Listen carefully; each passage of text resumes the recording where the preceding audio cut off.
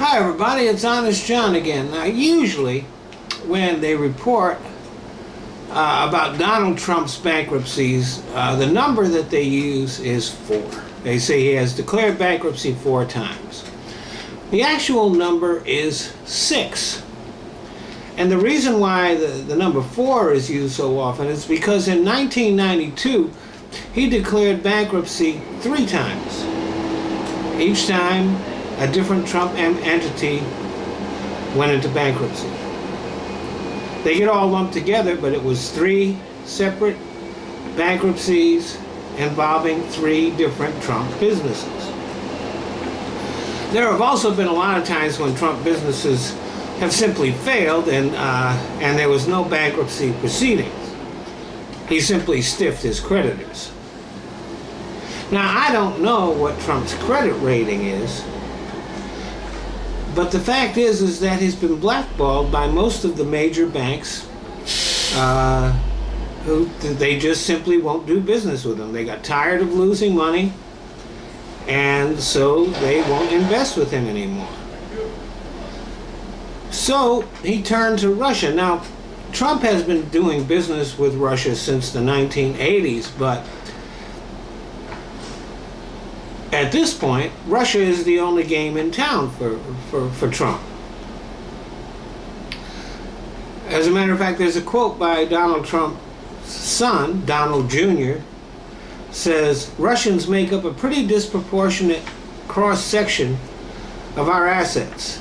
We see a lot of money pouring in from Russia." A lawsuit against Trump about the Trump Soho development project revealed that the project was being secretly financed by Russia and Kazakhstan. Also, Cotter Page, Trump's foreign policy advisor, has deep and continuing financial ties to Gazprom, the Russian state oil company.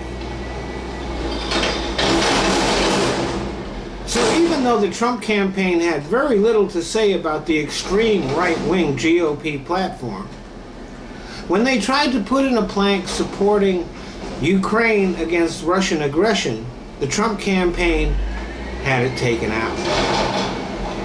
Trump has also made quite a few negative comments about NATO and a lot of positive comments about Vladimir Putin.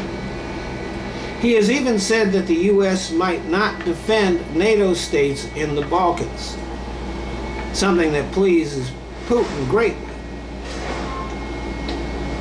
It is no coincidence then that it appears that Russian hackers were the ones who hacked the DNC emails. Putin has a lot to gain if Donald Trump becomes president. Putin could crush Cotter Page simply by severing his ties to Gazprom.